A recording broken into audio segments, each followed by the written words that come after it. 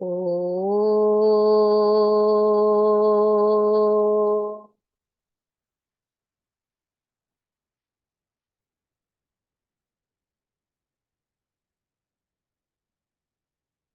ओ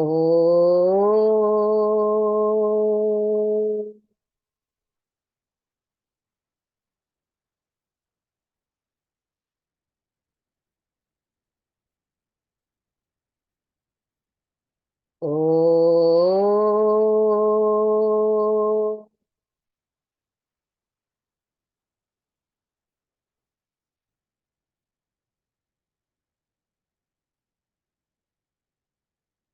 ओम श्री गणेशाय नमः। ओम श्री सरस्वत्यै नमः। ओम श्री गुरुभ्यो नमः। ओम समस्त जन कल्याणे निरतं करुणामयं नमामि चिन्मयं देवं सद्गुरुं ब्रह्मविद्वरम्।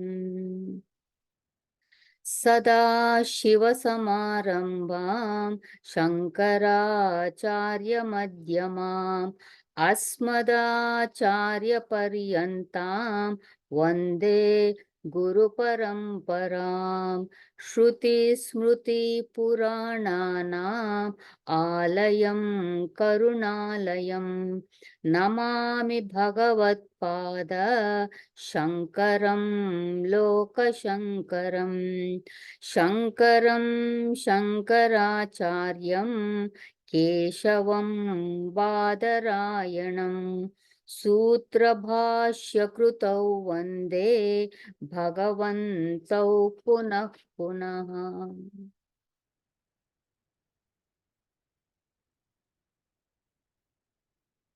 Okay, so we started the verse number 28 and we just saw a introduction, kind of introduction to the 28th verse last week.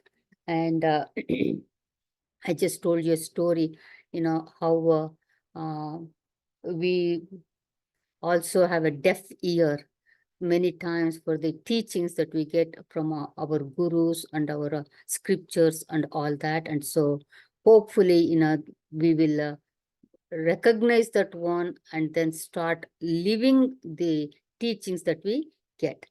So here now Adi Shankaracharya, is talking about these four verses 28, 29, 30, 31 are composed by Adi Shankaracharya himself.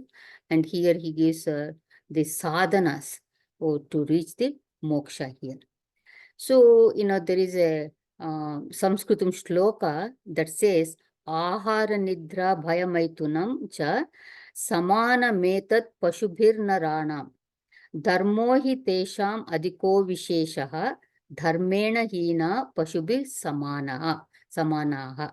So what it means? So ahara nidra bhaya and maituna, that is food, sleep, fear, and mating, and or what you call the sense gratifications, these are samana. These are common to what? Pashubhi and Nara, the human beings and the animals. These four things are common to both of animals and the human beings. But what is it that is different, that makes the human being different than the human being? Dharmo hi tesham adhiko vishesha. And it is dharma that separates the human from the animals, the following the dharma. And dharmena hina, so if the person is not following the dharma, hinaha pashubhi samanaha, he is like an animal only. So here, see, we say animals live by the instinct, and they don't think of improving their lives at all. See, we have seen so many birds, they make such beautiful nests. And we have seen the spiders, do that beautiful spider webs also here. And we wonder, how do they know how to make those things? Such beautiful, so delicately they do it, and they're so picky about what they use for their nests and all those things. Okay, but you see, they all live by instincts only. If you see, the nests, that particular kind of boats that they make, they have been making the same kind of nests for thousands of years, as long as that species are there. Okay. And you see the spider makes the same kind of web. It does not change the design or anything like that. So it is just an instinct. Have you ever seen a bird saying that, I want to put some chaat masala on my food? No. They don't think about anything. They just live by the instincts. So that is the animals are like that. But when you think of a human being, he has that urge to change. He has that urge to evolve, urge to improve, urge to progress, and that is not in the animals at all. So from caveman to the current modern man, we can see how much of changes that he has done, so much of improvements he has done. So for a man to live like an animal, he doesn't have to put any kind of an effort. Okay. But to become from animal man to man, and from man to God man, he has to put lots of efforts, which is not there in the animals at all. So to be a human being, actually, it is the greatest blessings that we have. Scriptures, that's why it says, Jantunam Narajanma Durlabham. It is a very rare privilege and we should utilize this precious opportunity that has been given to us here. See, we know it is hard to climb a mountain, and coming down of the mountain is very, very easy. So, but life's goal is like climbing Kailas, and which is very hard to do. But when you reach the peak, you become that Shiva. That is our life goal here. Just like, the water that flows, it flows downward very easily. But if you want to make that water go up, in India, it's very common. Every house has a water tank on their terrace. Okay. So for that, the water automatically does not go. You have to put a pump for that. So because it is not its natural flow there. But the same way in our life also, to climb up, we need a lot of efforts. And but I was telling you, this human birth is so rare and so what you call a great opportunity, a privilege to have this human body. What does Adi Shankaracharya say in Vivek Chudamani in the third verse? He says, Durlabam Trayame Vaitat Devanugraha Hetukam Manushyatvam Mumukshutvam Mahapurusha Samshrayam. So what is that? So there are three things which are indeed very, very rare. And these three things comes to us. It's only due to the grace of God only. And what are those three things? Manushyatvam, having a human body. Mumukshutvam, that is longing or what you call the desire for liberation. And Mahapurusha Samshrayaha. So coming in contact with a knowledgeable person. These three things are very rare. Okay. And if we see our lives, we have all three of them. Okay. We have a human birth. We have the desire for moksha. That's why we are sitting in the satsang. We want to know our scriptures. We want to live what we learn. And we also have a guru. We have our Chinmayanda Swamiji as our guru also. So, and in our life, what are the goals of our life? What are the aims of our human life? Those are known as the Purusharthas. There are 4 Purusharthas: Dharma, Artha, Kama, Moksha. This one, all of you know about those things.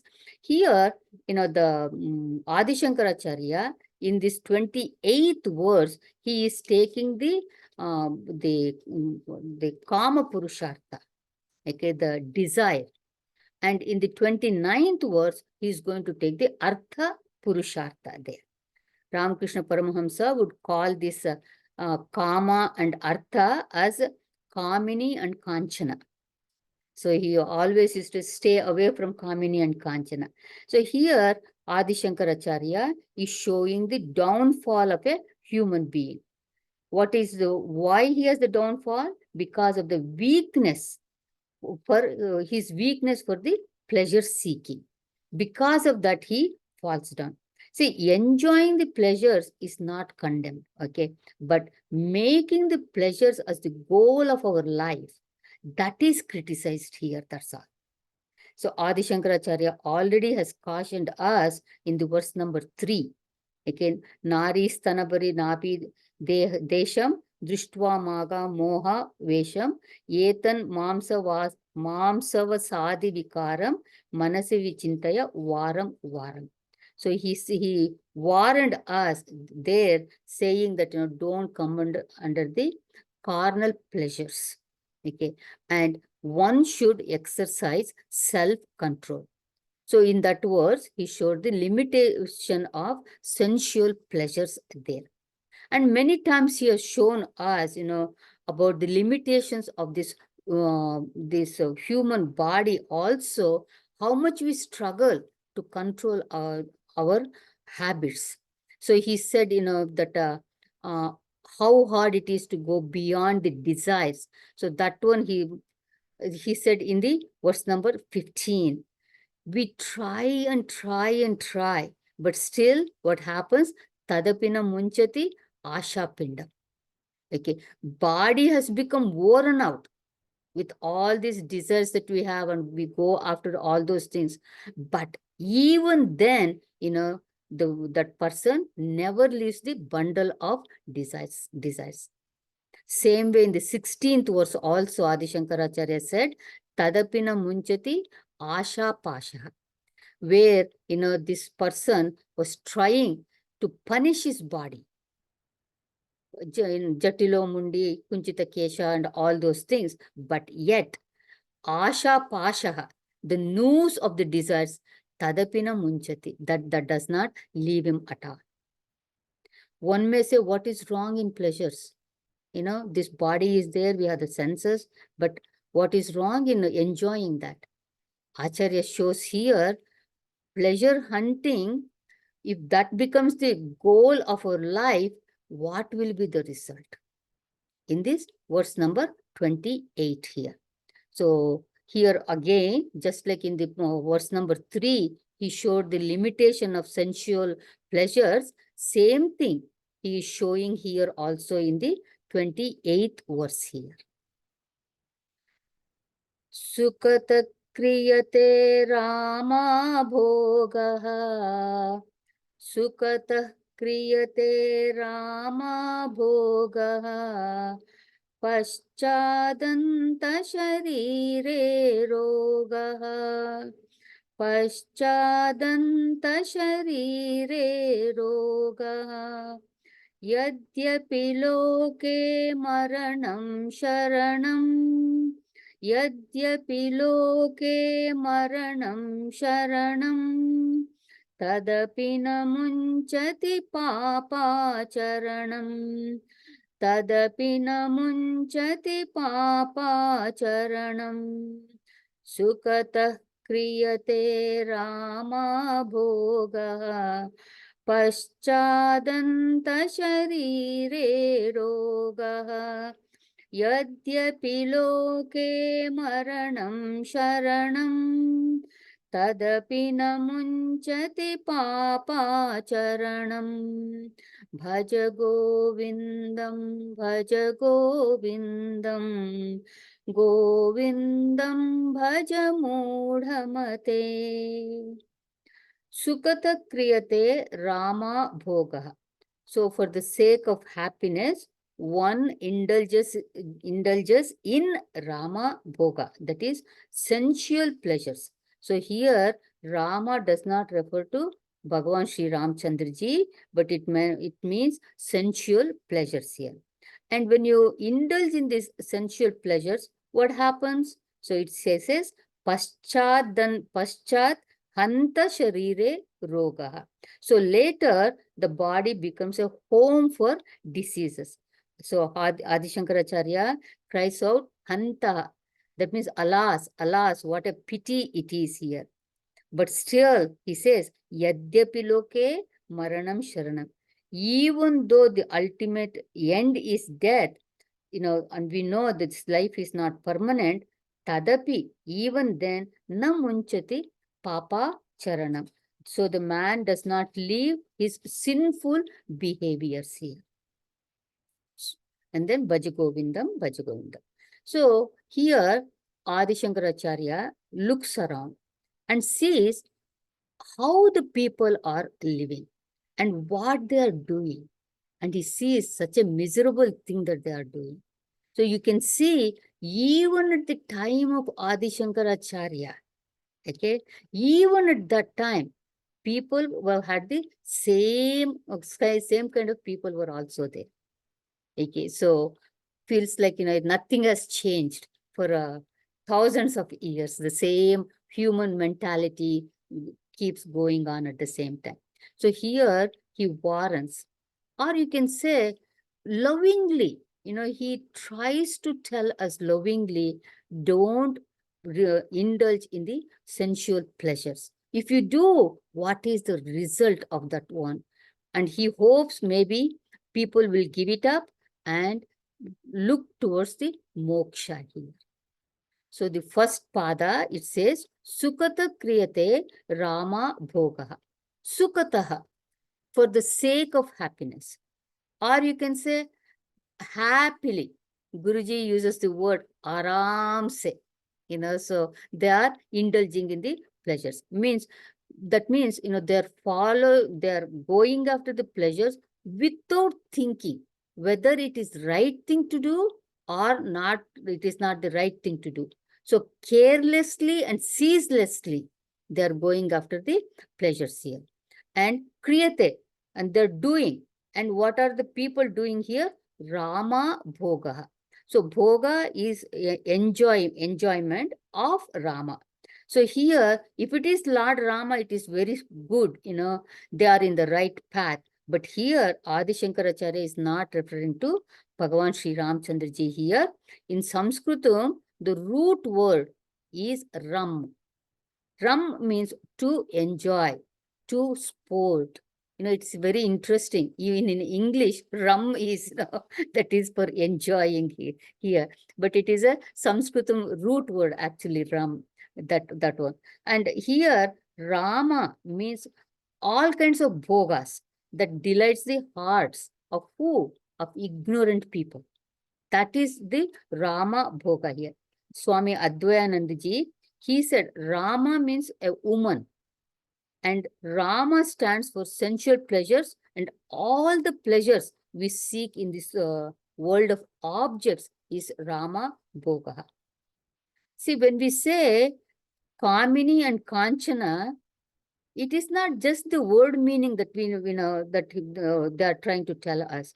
We know the word meaning. Kamini is a woman, Kanchana is wealth, the money. No, but there is a deeper meaning to it. We have to see deeper what it exactly means. So it actually refers to man's interest in pleasure, especially the lust, where he transcends the modesty and where he transcends the whether it is right or wrong. And his only thing is that immediate joy that he is looking for.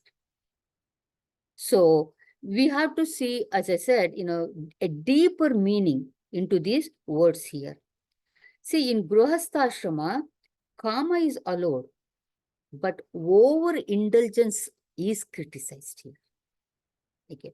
So there are many householder Mahatmas, they have enjoyed their Grihastha life, they have wife, children, home, etc.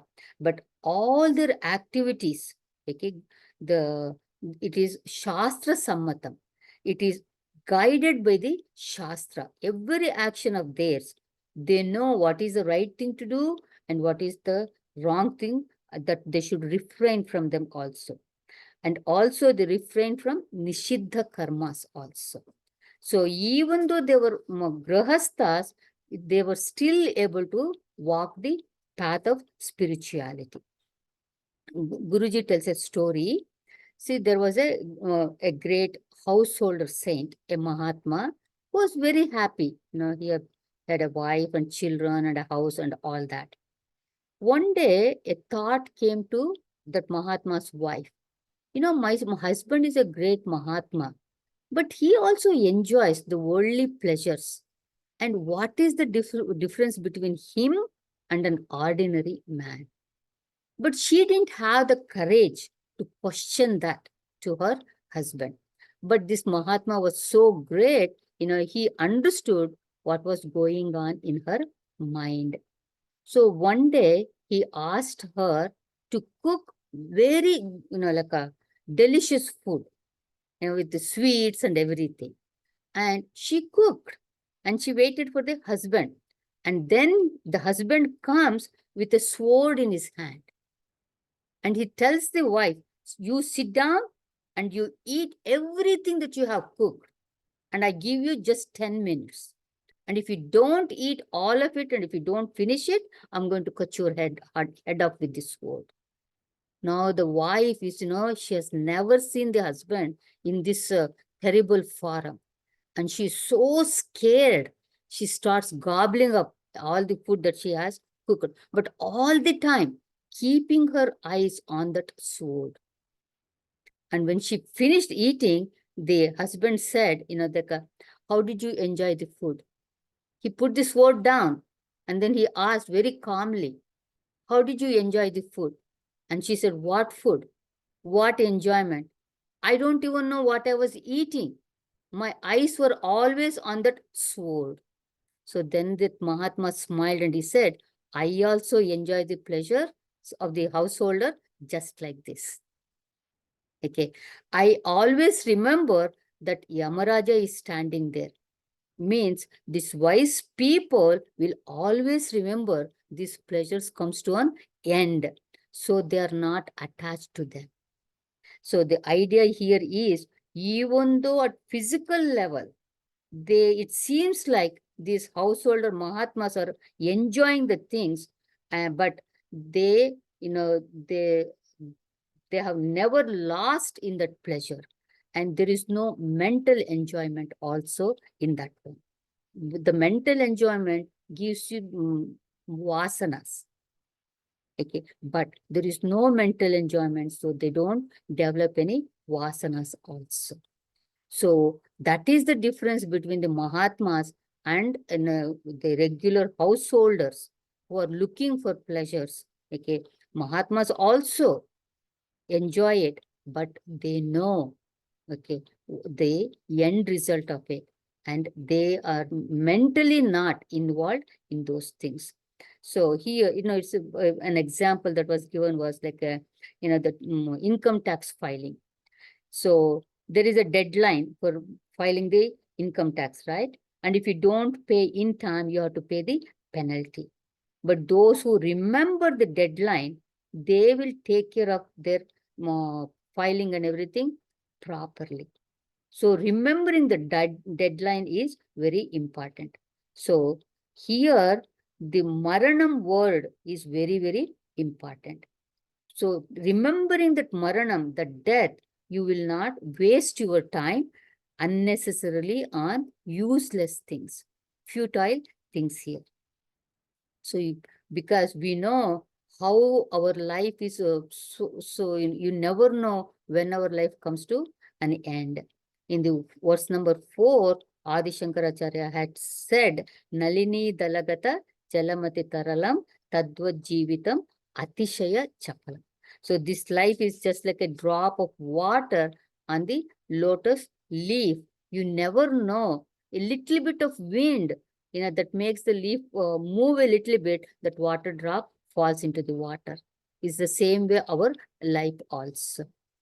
So here, what Adi Shankaracharya is telling is, people are not Atma Ramaha, okay, but they are Indriya Ramaha.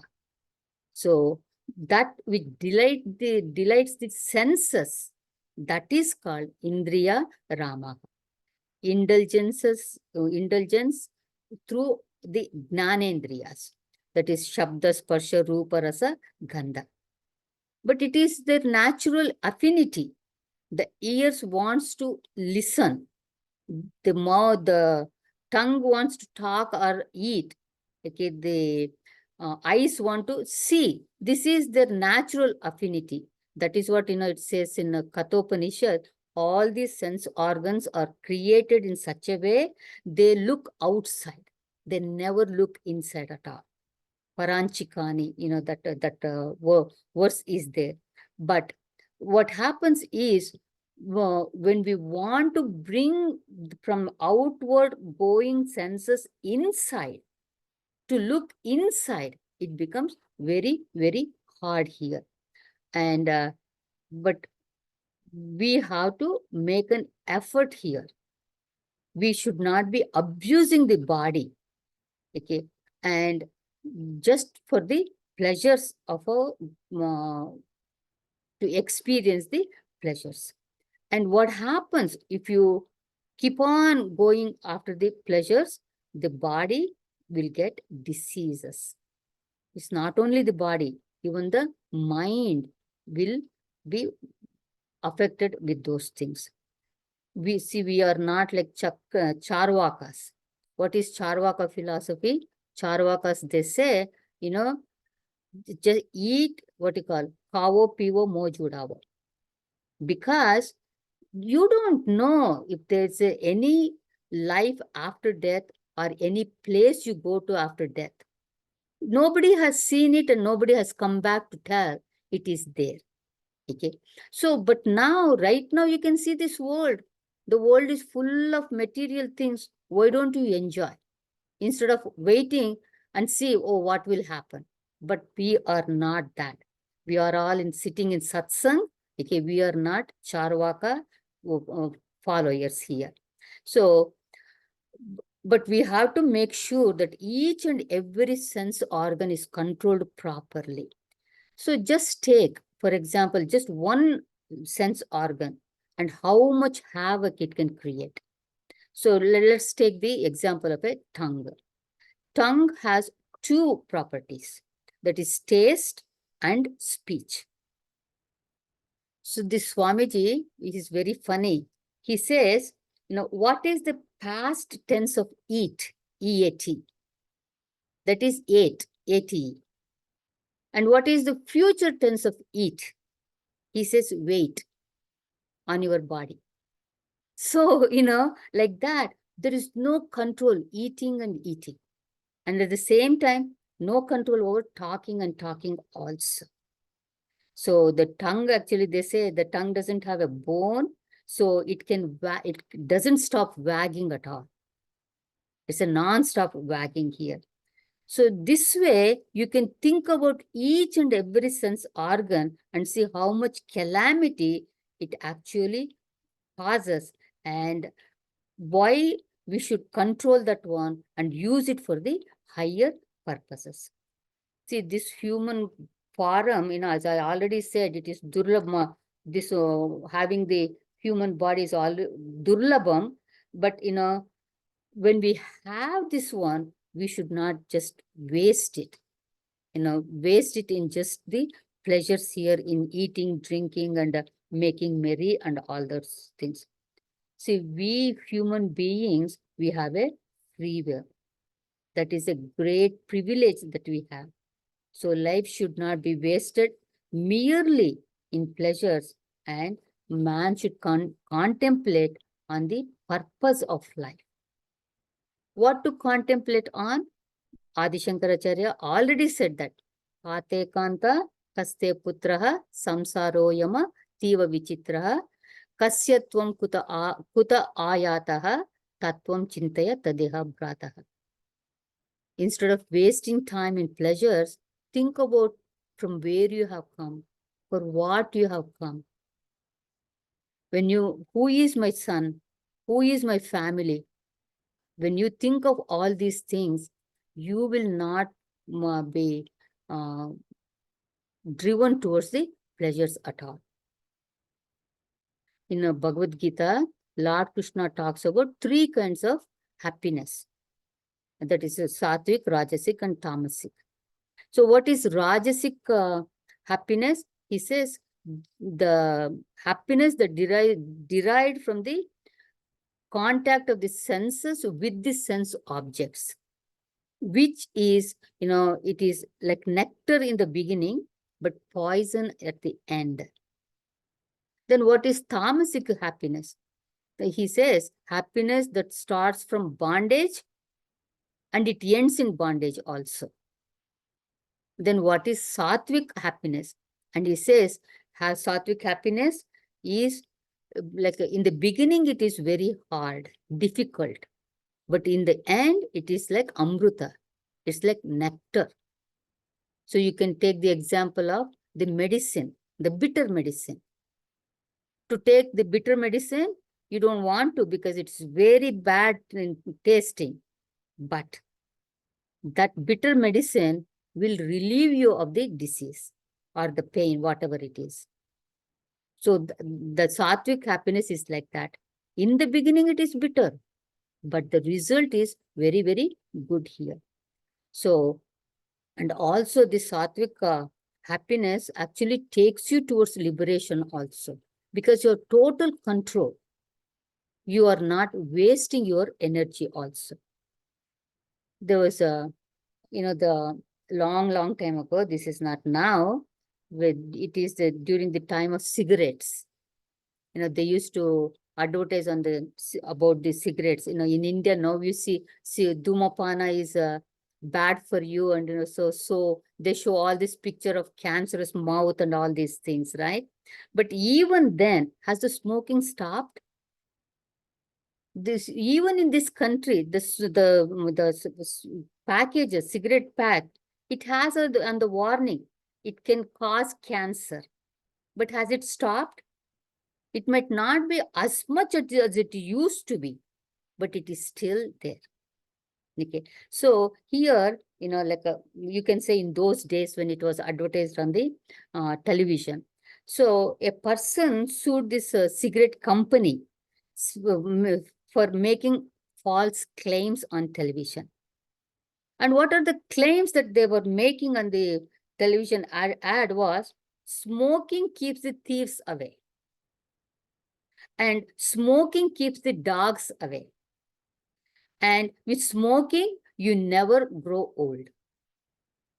So when this was, this person sued this cigarette company, so they went to the court. So in the court, the judge asked the lawyer who was representing the cigarette company, how can you say these things? How can you prove these things? And he says, oh, your honor, no problem. I will take one point at a time and I'll show you what we mean. So what is the first claim they were making? Smoking keeps the thieves away. So the judge asked, show me how you can prove this one. He said, oh, yes, it does keeps the thieves away. Do you know why? When you smoke, all your lungs becomes bad and you start coughing and coughing and coughing. All through the night you're coughing. So thieves don't come to your house. Okay. So the second one was what? The dogs don't come near you. Now you prove that one. So he said, yes, by smoking, you lose your health. So you need a support of a walking stick. So when you walk in the road with the walking stick, dogs don't come because they're afraid of the walking stick. So he proved that way. So there's one more left, right? If you smoke, you don't grow old. How? Because you die young. So like this, our lifestyle leads to all kinds of diseases. We know it, but we still continue to do the same thing. So Shastra says, if you cannot take your mind off of the pleasures, enjoy them, but within the boundaries of dharma, and grow and evolve. That is the way to live. But if you transgress that bhoga, which is done without yoga, then it is going to cause roga. So, Swami Sarvapriyanandaji, he talks about three kinds of people, right? Pamara, Vishayi, Sadhaka, and Siddha. And who is a Pamara? The one who doesn't think of the consequences of his actions. And he does not worry that the bhoga will bring me roga also. But it does. So that's what Adi Shankaracharya says in the next pada. Paschat hanta sharire rogaha. Paschat, afterwards, later. Hantaha. No, actually here Adi Shankaracharya is expressing pity on the people. And it is his heart is torn with anguish and agony. So he says, alas. Hanta means alas. And sharire rogaha, the body becomes diseased. Lots of diseases take ashraya in the body.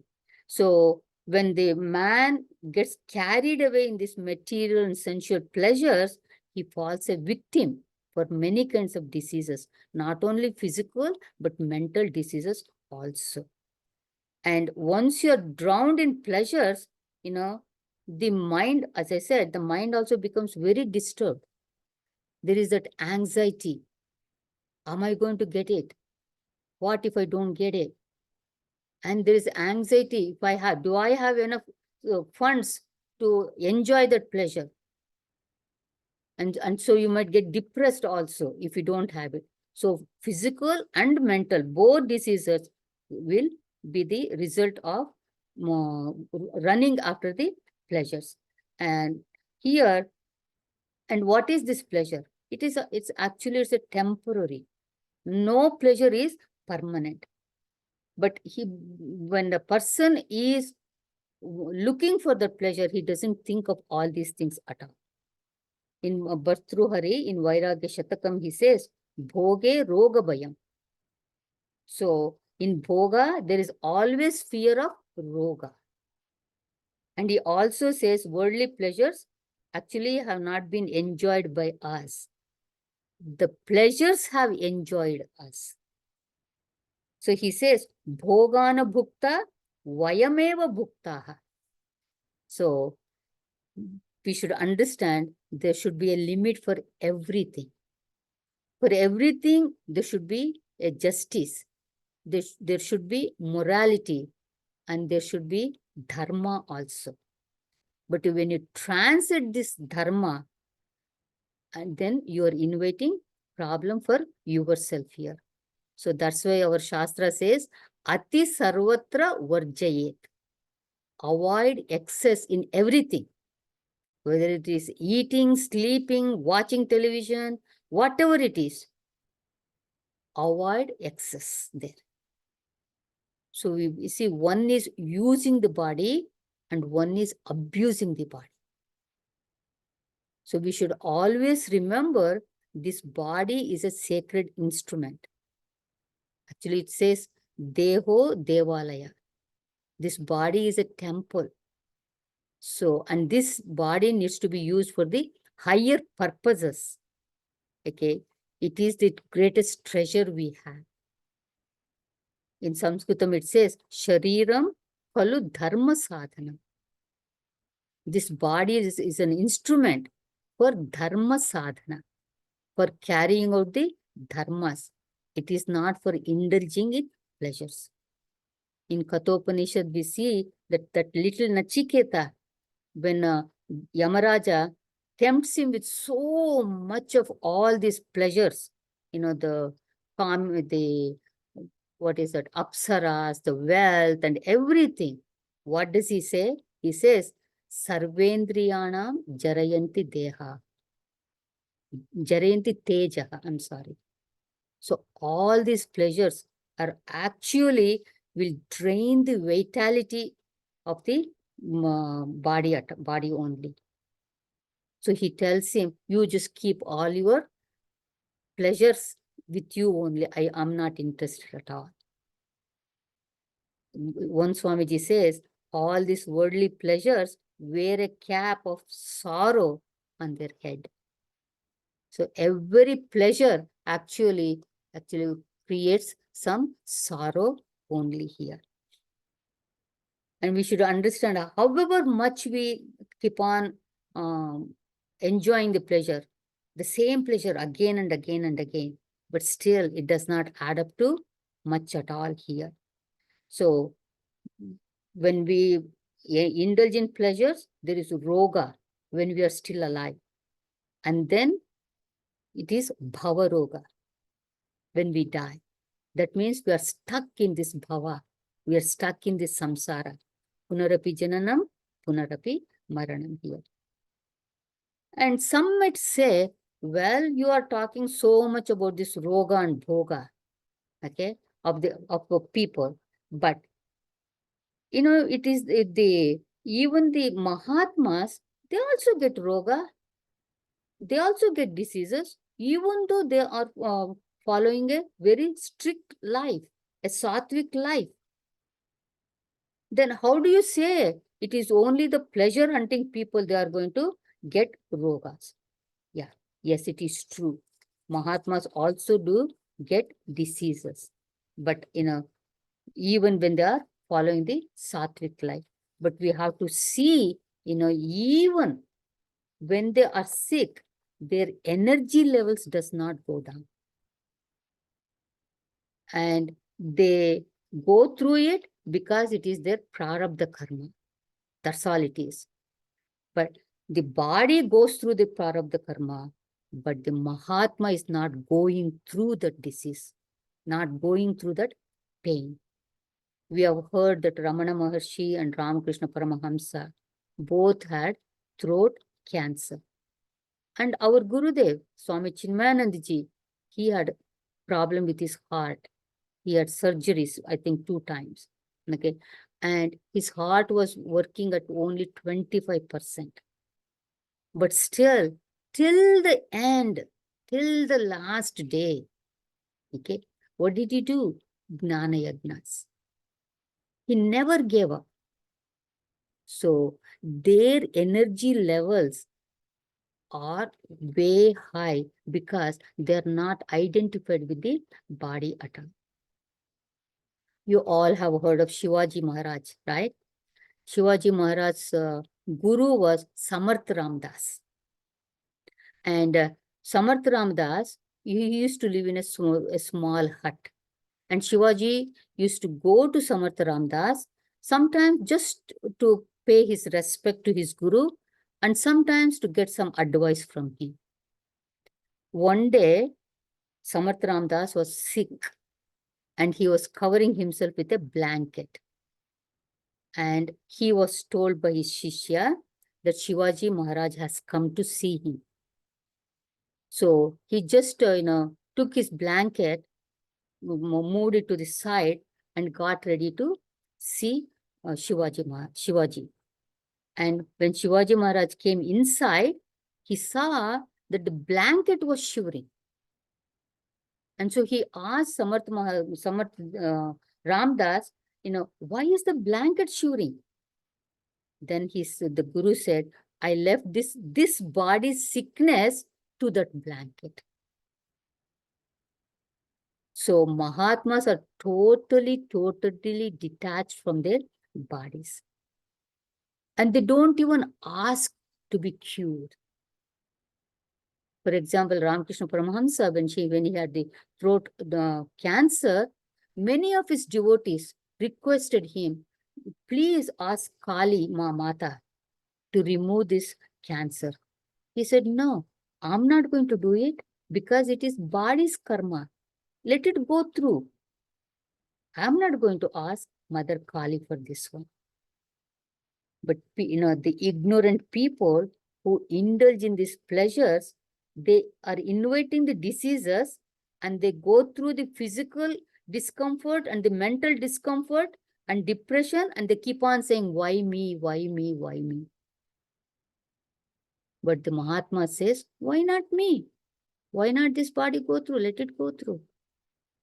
That's the difference. So there is a very big difference between an ignorant person and a Mahatma going through the sickness. There's one verse in Vairagya Shatakam, Bhartruhari. Very beautifully, he says, I'm not going to chant this verse, but I'm going to tell you what he says in that verse. He says, the ignorant person and a Mahatma, they do the same action. but the results are different. How? In the first pada, he says, both are very forgiving. Mahatmas forgive and they forget. But the ignorant people, they forgive the people so that that person is indebted to them all their life. The second one he says is, both renounce the house, the comforts of the house. A Mahatma leaves the comforts of the house with total contentment. He doesn't, feels like, oh, I'm leaving this or leaving that. But an ignorant person, actually, he exiles himself from the house. For what? In quest of riches, in quest of wealth. The third one he says is, both the Mahatmas and an ignorant person, they suffer the inclement weather, cold, heat, rain, all these things. A Mahatma, even in those inclement weather, okay, he does tapas. But an ignorant person keeps complaining about the weather. And the last one he says is, both the Mahatma and the ignorant person, they think day and night they are thinking. Mahatmas think day and night the Bhagavan, the feet of Guru, the feet of Bhagavan. That's what they are thinking. But what does an ignorant person thinks day and night? How to grab more money.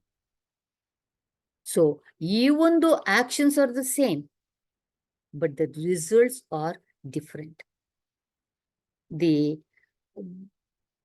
don't get the same results as the Mahatmas, because the Munis, the Mahatmas, they take the direction of yoga, whereas the ignorant person takes the direction of bhoga. So we have to think and see whether we are using our energy for betterment or are we wasting our energy. Where are we spending our energy, our efforts, in yoga or bhoga? So in the last, in the next pada, Adi Shankaracharya writes, Yadyapi loke maranam sharanam. Yadyapi, even though, loke, in this world, maranam is sharanam. Death is the final refuge. That means everything is going to come to an end, right? That is death. So nobody can escape the death. Nobody can survive forever also here. So death puts an end to all our pleasurable moments. Yet, yadyapi, even then, okay, he indulges incessantly. See, even if one does not suffer from diseases, still there is death to the body. You may nourish this body, you may pamper this body, keep it healthy, exercise and everything, but still in the end, this body is food for the insects and the worms only. It is not permanent at all. What is permanent? What is permanent is what the good things that we do that comes with us. That's why it says, Dharmo mitram mrutasyacha. That alone will come with us. But the papa karmas, whatever we do, okay, that will keep us in this world for eternity here. So a long time ago, when I was living in Warner Robins, that was about 2005, at that time, before that, there was this, what you call this, execution of the criminals that was there. And one was executed at that time. I still remember this one. I don't know why. And before any execution, they asked that person, what is your last will? Last wish, not will, last wish. I still remember this criminal. Do you know what his wish was? He wanted to have a McDonald's double cheeseburger and a drink. I will never forget this. So it shows, even at the time of death, we still want to enjoy those little pleasures. So that shows a worldly man has no discrimination at all. So he always chooses the pleasant, that is preyas, instead of good, that is shreyas. That's why he suffers. In Mahabharata, you all know there is a portion known as Yaksha Prashna, where Yaksha, who is Yamaraja, he asked the questions to Yudhishthira. And there, the one question, actually it is the 120th question. And there, Yaksha asked Yudhishthira, Kimashcharya. What does it mean? What is that which is so, what is the greatest wonder? Kim Ashcharya.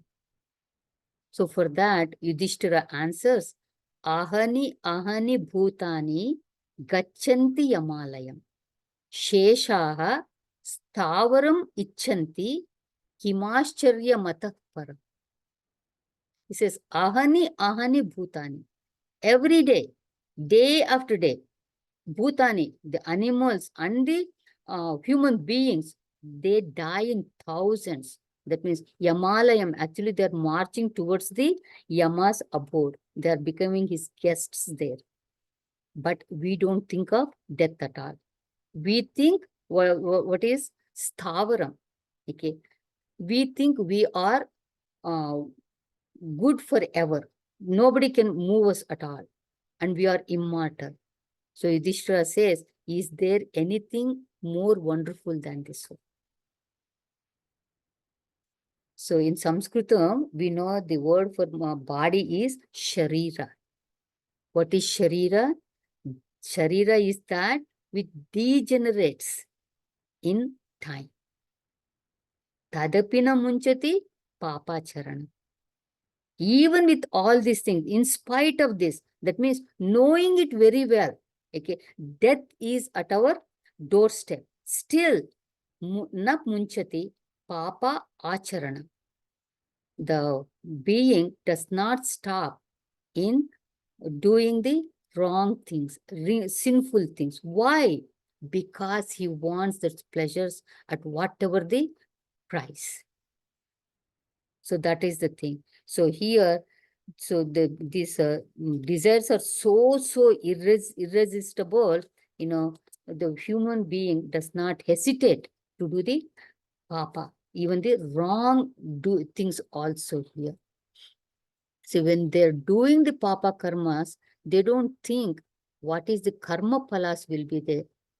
But afterwards they wonder, why did this happen to me? And so that's why, one time I had said, I don't know the exact Sanskritam words, but I got this one. People want to, want the results of good karmas, but they don't do the good karmas. And they don't want the result of the papa karmas, but they put effort in doing the papa karmas. So that Sanskritam verse, that I was looking for, I got it. It says, Punyasya phalam ichchati punyam na ichchati manavaha. He wants the results of good karmas, but he doesn't do the good karmas.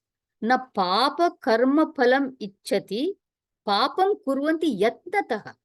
With great effort, he does the papa karmas. That is the maya. That's all we can say, in this world. So the irony is the bhoga, the pleasure is not permanent. It goes away.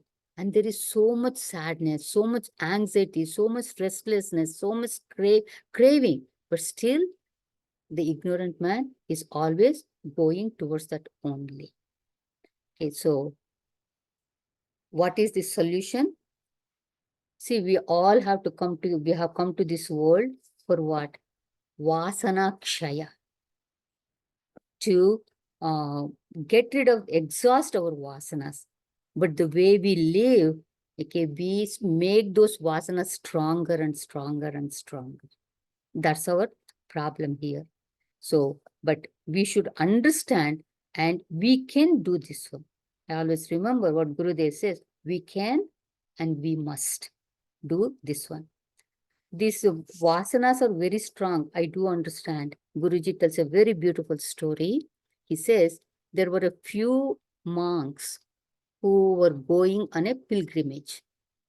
And when you go on the pilgrimage, they stopped in one place, what you call in Dharmasala, where food is given free and you can stay there free also. And there they stayed for a few days. But the funny thing that was happening was when in the morning, when these monks woke up, they saw their things were misplaced. They were not stolen. For example, their kamandalu, their clothes, and their japamala, whatever it is, they had kept it in a particular place. But when they woke up, it was not in that place. Maybe this person's japamala was with another person. Like that, it was misplaced, but nothing was stolen. They kept wondering why it is happening. So one monk decided to keep awake in the night and see why this is happening and who is doing this. So there was this new monk who had just joined this group of people. He got up exactly at midnight and he misplaced some of the things and then went back to sleep. So in the morning, the one who was awake, he confronted this monk and said, "Why did you do this one? Why are you doing this?" So that monk said, "What can I do? I was a thief. That's my vasana. As soon as the midnight comes, I itch to do something." So the vasanas are, that strong. It is hard, but we can try. So we should learn to resist the temptation of the senses and overcome these, seemingly irresistible attractions. It is seemingly, but it's actually you can do it, and then we can realize the truth. And we know all these worldly pleasures is just an illusory only. So if we don't drop our pleasures, okay, that will make us drop. Means we are going to be either deceased or in the bhava samsara forever. So he says, Sukata kriyate Rama bhogaha paschat anta sharire rogaha yadyapi loke maranam sharanam tadapina munchati papa charanam. So now we have to ask ourselves, how are we living our life? Are we living a life of yoga or are we living a life of bhoga? Okay. See, yoga is the Shreyas path. Bhoga is the preyas path.